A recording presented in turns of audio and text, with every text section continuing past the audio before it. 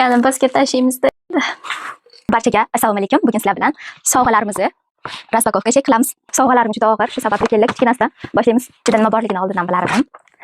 Xo'p, muqaddas kitobimiz. Alloh rozi bo'lsin. Kattakon rahmat sog'aychim. Razmeri kecha kattarog'ini ochishga qaror qildim. Shunaqa chiroyli korobkalarda ekan. Ichida shunaqa tasbih ham bor ekan. Rangi menga juda ham yoqdi.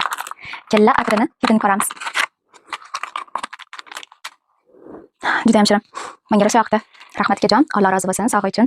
Bu sovg'ani menga jo'natgan inson haqida gapiradigan bo'lsam, blog yuritishni boshlaganimdan beri opa-singilda qabul qilgan bitta opamdan keldi Toshkentdan. Endi ko'ramiz ichida nima bor ekan. Xo'p, осторожно, ichida sinadigan narsa ekan. Ochila qolganda. Voy mashalloh, juda go'zal. Qaranglar. Birinchini ko'ramiz. Rosa ham akkuratni upakovka qilingan ekan. Rosa ham yoqdi. O'zlarini brend logotiplari ham bor ekan. Voy mashalloh. Qopqog'ini qaranglar, umuman boshqa, upakovkada bu. Pastdagisi yana boshqa. Qaranglar, qanaqa asalcha. Endi keyingisini ko'ramiz. Oylana o'tiribdi. Rosa ham yaxshi ko'raman shunaqa qilib. Raspakovka qilish. Uyim toziydi, lekin yoqadi shunaqa tozishi. Endi keyingisi xizmat qilamizmi? Rahmat.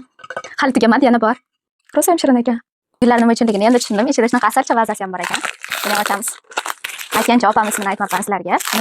Nuriya opamni mana shunaqangi o'zlarining shaxsiy bizneslari bor. U bizneslarida sizlar bemalol gipsdan yasalgan barcha turdagi mahsulotlarga zakaz berishingiz mumkin.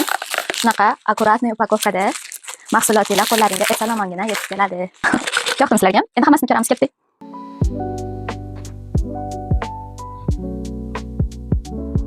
Nuriya opamga mana shunaqangi estetik sovg'a uchun kattakon rahmat aytaman. Sizdan ham Alloh rozi bo'lsin. Sog' bo'ling. Meni profilimga obuna bo'lib qo'ying va meni kuzatishda davom eting.